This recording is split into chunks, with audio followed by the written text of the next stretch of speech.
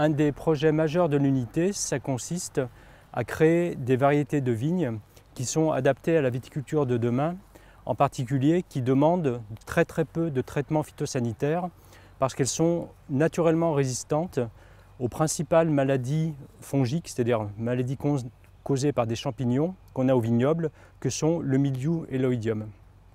Donc pour ceci, on va utiliser des propriétés de résistance naturelle qu'il y a dans des vignes sauvages, comme celle-ci, qui sont parfaitement résistantes au mildiou et à l'oïdium.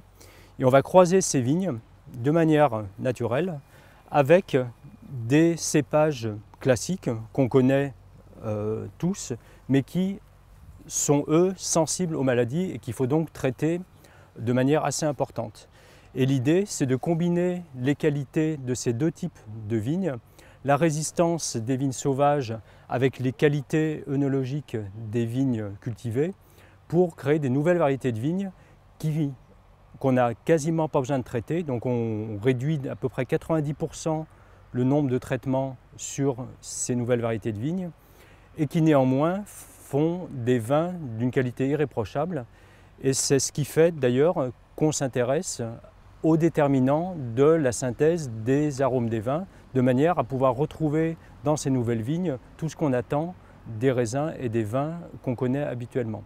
Pour étudier les arômes des raisins et du vin, alors tout d'abord, nous, on se focalise sur les arômes des raisins, parce que les arômes des vins, c'est assez compliqué. Nous, notre question, c'est finalement comment sont formés les arômes des raisins et quels sont les déterminants de la formation des arômes.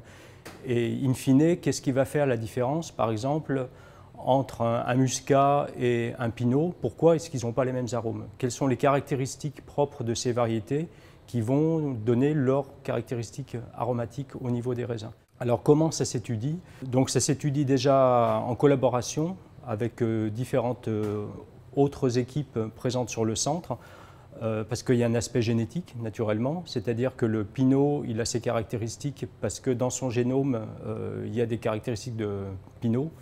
Donc là, ce qu'on va essayer de trouver avec nos collègues généticiens, c'est finalement quelles caractéristiques de la plante au niveau génétique va conférer cette capacité à synthétiser des quantités importantes d'arômes muscatés au niveau des raisins. Et ça, c'est une caractéristique génétique. Il y a un gène qu'on a identifié d'ailleurs.